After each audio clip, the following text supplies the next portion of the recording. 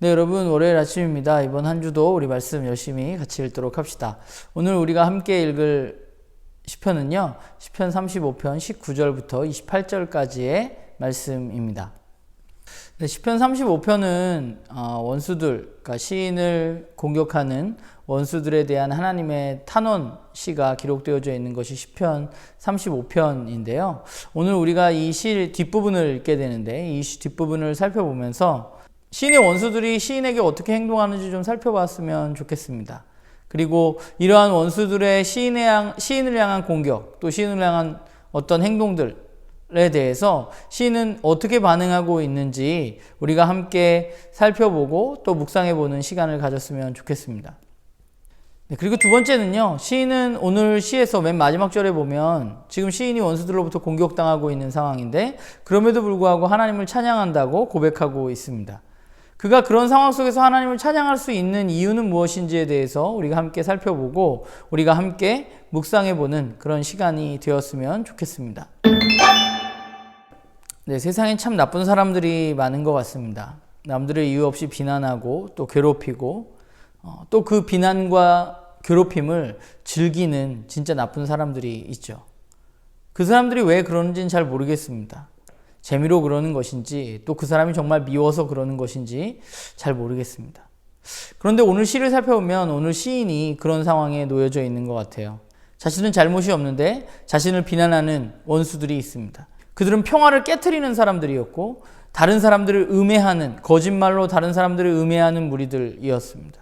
참 그런데 그렇게 하면서도 그들은 즐거워하는 그런 사람들이죠. 사실 이런 상황들이 그렇잖아요. 오늘날 시대도 마찬가지로 살펴보면 오늘날 우리들 상황 가운데 이런 일들이 벌어졌을 때 이런 상황들 때문에 스스로 목숨을 끊는 일도 많이 발생하게 되는 그런 심각한 상황이라는 생각을 하게 됩니다. 그 사람들에게 자신들이 잘못하고 있다는 생각조차 그들은 하지 않습니다. 그들에게 죄책감 같은 건 존재하지 않습니다. 정말 못된 사람들이죠. 나쁜 사람들이고. 그야말로 당하는 입장에서는 그 사람을 죽여버리고 싶고 이 세상에서 사라졌으면 하는 무리들이 바로 오늘 시인이 직면하고 있는 상황 가운데 놓여있는 원수들입니다. 그런데 이런 상황 가운데 있는 시인은 어찌하느냐? 하나님의 백성으로 그는 어떻게 이 문제를 바라보고 이 문제에서 어떻게 대처하느냐 살펴보면 우선 가장 첫 번째는 시인은 이 문제를 하나님께 아뢰입니다. 시인은 이 문제를 하나님께 호소합니다.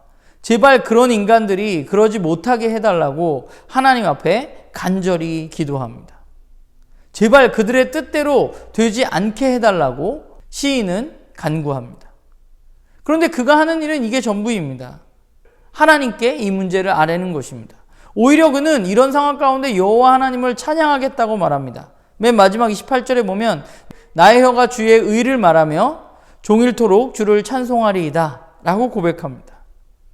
상황이 변해서 찬양하는 것이 아닙니다. 상황은 그대로입니다. 그가 한 일은 그냥 자신의 문제를 하나님 앞에 가지고 가서 그분께 간절히 호소했던 것뿐입니다. 이 원수들을 심판해달라고 하나님 앞에 간절히 호소했던 거죠. 그런데 그는 어떻게 이런 상황 가운데 찬양을 할 수 있었을까? 오늘 본문을 보다 보면 그것은 그에게 믿음이 있었기 때문입니다. 어떤 믿음이냐 하면 첫 번째로는 여호와 하나님께서 이 모든 것들을 지켜보고 계시다는 사실을 그는 믿은 것입니다. 22절에 말하고 있죠. 주께서 보셨다고 이야기합니다. 하나님은 이 세상의 모든 일을 보고 계십니다. 그리고 나의 삶에 일어나는 일도 하나님은 보고 계시고 감찰하는 분이십니다. 시인에게는 그 믿음이 있었던 거죠. 하나님이 이 상황을 알고 계시고 보고 계시다는 믿음입니다. 그리고 두 번째는 하나님은 공의로 판단하고 재판하는 분이라는 사실을 시인은 믿었습니다. 하나님은 어떤 것에 의해서 판단하느냐? 그의 판단 기준은 오직 공의입니다. 사람들은 학연이나 지연이나 또는 돈을 받고 그 사람들에게 유리하게 판결해 줄 수 있지만 하나님은 그런 것이 통하지 않는 분입니다. 그분의 판단 기준은 오로지 공의입니다. 시인은 그것을 믿는 거죠. 이 상황을 알고 계시고 이 상황을 공의롭게 판단하실 하나님을 믿고 있는 것입니다. 그렇기 때문에 자신이 하나님 앞에 이 문제를 호소했을 때 하나님이 공의로 심판해 주실 것을 그는 받아들이고 신뢰하고 있는 것입니다. 지금 이 상황이 변하지 않았지만 시인은 그렇게 하실 하나님을 믿고 간구하고 있는 거죠. 그래서 상황이 변하지 않았지만 시인은 그럼에도 불구하고 내가 하나님의 의를, 하나님의 의로우심을 내가 찬양하겠다고 고백합니다. 하나님은 의로우신 분이고 의로 판단하시는 분입니다. 그 하나님을 믿을 때 시인은 찬양할 수 있는 거죠. 이 세상에 나쁜 사람들이 없어져서 찬양하는 것이 아닙니다. 그의 찬양의 이유는 하나님을 믿고 있기 때문입니다. 사실 그래서 이 시인이 놀랍다는 생각을 좀 하게 돼요. 이런 시를 읽을 때마다. 상황이 변하지 않았는데 어떻게 그럴 수 있을까? 대단하다는 생각을 하게 됩니다. 이 시인은 진짜 하나님을 신뢰하고 있구나. 진짜 하나님을 믿고 있구나. 오늘 시인은 공의로 판단해 달라고 말합니다. 그 공의로 판단되어지는 것에 원수들뿐만 아니라 자기 자신도 포함되어져 있다는 사실을 시인은 너무 잘 알고 있습니다. 하나님이 이 세상을 보고 계시고 하나님이 공의로 심판하신다는 사실을 이 시인은 믿고 있는 거죠. 그렇기 때문에 그 사실을 알고 그 사실을 믿고 있기 때문에 그의 삶은 그분의 말씀에 걸맞는 삶으로 살아가려고 애쓰고 있는 것입니다. 자기 자신도 거기서 예외라고 이 시인은 생각하지 않습니다. 거기에 자신도 포함되어져 있는 것이죠. 하나님은 일요일에 교회에 나온다는 사실로 우리에게 좋은 판결을 내리시는 분이 아니십니다. 하나님의 판단 기준은 오로지 공의입니다. 이 사실을 받아들이고 믿어야 하는 것이죠. 그리고 우리는 이 사실에 그런 어려움에 처해 있을 때 전혀 공의롭지 않고 불의한 사람들이 나를 괴롭힐 때 그 공의로 심판하시는 하나님께 호소할 수 있는 것입니다. 오늘 우리가 살아가는 이 세상도 진짜 나쁜 놈들이 많잖아요. 양심이란 것이 있을까 생각되어지는 사람들이 많습니다. 세상에서 저 사람만은 사라졌으면 좋겠다고 생각하는 사람들도 많습니다. 그런데 그 사람들을 내가 어떻게 없앨 수는 없잖아요.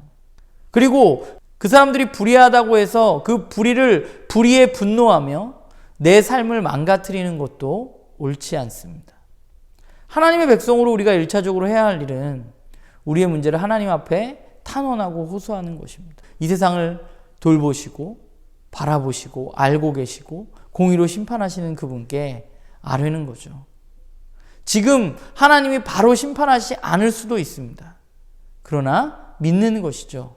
하나님 공의로 심판하신다는 사실을. 그러면서 나는 그 공의로 심판하시는 분을 알기 때문에 그들과 똑같이 불의한 삶을 살아가는 것이 아니라 의로운 삶을 살려고 애쓰는 사람으로 살아가는 것입니다. 바라기는 저도 그렇고 여러분들도 그렇고 여전히 오늘도 나의 삶을 바라보시고 공의로 심판하시는 그분을 기억하면서 그분의 말씀에 따라서 오늘의 삶을 살아가는 우리들 되었으면 좋겠고, 만약에 여러분들 주변에 정말 오늘 시에 나타나는 그런 악인들 같은 사람들이 있다면 여러분들 하나님께 호소하는 하루가 됐으면 좋겠고, 또 그런 여러분들을 기억하면서 저도 기도하도록 하겠습니다. 이번 한 주도 주님과 동행하는 그런 한 주가 되기를 바랍니다.